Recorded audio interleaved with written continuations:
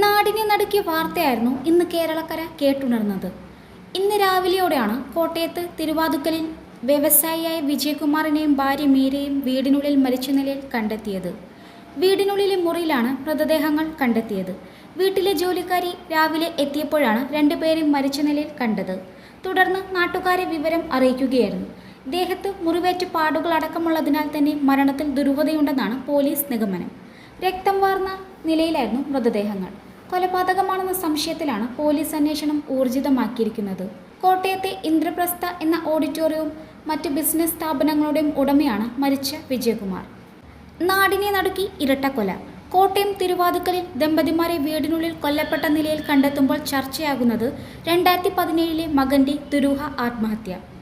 വിജയകുമാറിന്റെ മീരയുടെ മകൻ ഗൗതമിനെ കൊന്ന് റെയിൽവേ ട്രാക്കിൽ കൊന്നിട്ടതായിരുന്നു എന്നായിരുന്നു ആരോപണം.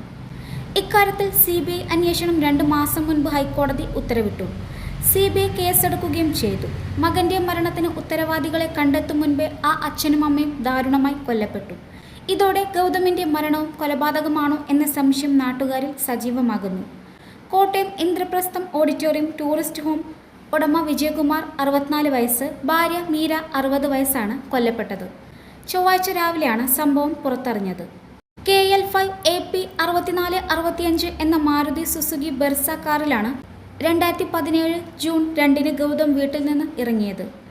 പുളിമൂട്ടിൽ ജംഗ്ഷനിലുള്ള പ്രശോഭിനെ കാണാനായിരുന്നു യാത്ര. അമ്മയെ മൊബൈലിൽ വിളിച്ച് 8 മണി കഴിഞ്ഞതോടെയാണ് തിരിച്ചു വരുന്നതെന്ന് അറിയിച്ചത്. കാത്തിരുന്ന് മടുത്തതോടെ അടുത്ത ദിവസം പുലർച്ചെ തന്നെ പോലീസിൽ വിജയകുമാർ പരാതിയും നൽകി. 8 മണിയോടെ തൻ്റെ കടയിൽ നിന്നും ഗൗതം മടങ്ങിയെന്ന് പ്രശോഭ് അറിയിച്ചെന്നും പരാതിയിൽ വ്യക്തമാക്കിയിരുന്നു. അടുത്ത ദിവസം തന്നെ മൃതദേഹം കണ്ടെത്തുകയും ചെയ്തു. ഇൻക്വസ്റ്റിലടക്കം കഴുത്തിലെയും നെഞ്ചിലെയും മുറിവ് വ്യക്തമായിരുന്നു. ബോക്സ് കട്ടിങ്ങിന് ഉപയോഗിക്കുന്ന കത്തി ഉപയോഗിച്ചായിരുന്നു മുറിവുകൾ. കാറിനുള്ളിൽ നിറയെ രക്തവുമുണ്ടായിരുന്നു. ഈ മുറിവുകളാണ് മരണകാരണമെന്ന് പോസ്റ്റ്മോർട്ടം സ്ഥിരീകരിച്ചു. എന്നാൽ ഗൗതമിന് ഒരു അസുഖമുണ്ടായിരുന്നുവെന്നും അതിൻ്റെ മാനസിക വിഷമത്തിൽ ആത്മഹത്യ ചെയ്തതായിരിക്കുമെന്നും പോലീസ് നിഗമനത്തിൽ എത്തി. എന്നാൽ തൻ്റെ മകനെ ചിലർ കൊന്നതാണെന്ന് വിജയകുമാർ ഉറച്ചു വിശ്വസിച്ചു. അതിൻ്റെ അടിസ്ഥാനത്തിലാണ് ഹൈക്കോടതിയിൽ നിയമപോരാട്ടം നടത്തിയത്. അതിൻ്റെ CBI അന്വേഷണം എത്തിയതോടെ പ്രതികൾ പിടിക്കപ്പെടുമെന്ന് വിജയകുമാർ കരുതി. ആ അന്വേഷണം എവിടെയെങ്കിലും എത്തും മുൻപേ അച്ഛനും അമ്മയും വിട പറയുകയാണ്. വിജയകുമാറിൻ്റെ മകൻ ഗൗതം 2017 മരിച്ചത്. തെള്ളകം റെയിൽവേ ട്രാക്കിന് സമീപത്ത് കഴുത്തറുത്ത നിലയിലായിരുന്നു മൃതദേഹം കണ്ടെത്തിയത്. അത് ആത്മഹത്യയെന്ന് പോലീസ് പറഞ്ഞുവെങ്കിലും വിജയകുമാർ CBI അന്വേഷണം ആവശ്യപ്പെട്ടിരുന്നു. ഗൗതത്തിൻ്റെ മരണത്തിൽ 2 മാസം മുൻപ് CBI അന്വേഷണം തുടങ്ങിയെന്ന് മുൻ DGP ആസഫ് അലി പ്രതികരിച്ചു. ഇതിന് പിന്നാലെ വിജയകുമാർ കൊല്ലപ്പെട്ടതിൽ ദുരൂഹതയുണ്ടെന്നാണ് നാട്ടുകാർ ഉറപ്പിച്ചു പറയുന്നത്.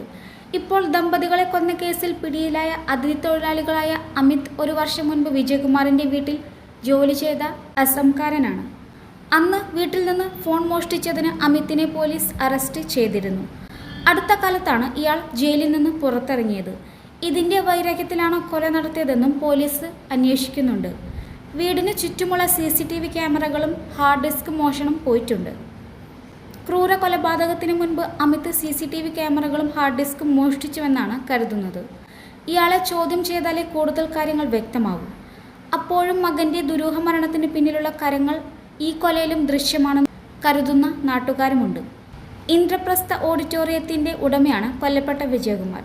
രാവിലെ 8:45 വീട്ടുജോലിക്കാരി എത്തിയപ്പോഴാണ് ഇരുവരെയും രക്തം വാർന്ന് മരിച്ച നിലയിൽ കണ്ടെത്തിയത്. വീടിന് ചുറ്റും CCTV ക്യാമറകൾ സ്ഥാപിച്ചിട്ടുണ്ട്. എന്നാൽ CCTV ക്യാമറകളുടെ ഹാർഡ് ഡിസ്ക് കാണാനില്ല. അതിനാൽ ഇത് ആസൂത്രിതമായ കൊലപാതകമാണ് എന്നാണ് പോലീസ് പറയുന്നത്. വീട്ടിൽ മോഷണശ്രമം നടന്നിട്ടില്ല. വ്യക്തിവൈരാഗ്യമാകാം കൊലപാതക കാരണമെന്ന് കോട്ടയം SP ഷാഹുൽ ഹമീദ് മാധ്യമങ്ങളോട് പറഞ്ഞു. വിജയകുമാറിൻ്റെ മീരയുടെ മുഖം വികൃതമാക്കിയ നിലയിലായിരുന്നു. മുഖത്ത് ആയുധം ഉപയോഗിച്ചുള്ള മുറിവുണ്ട്.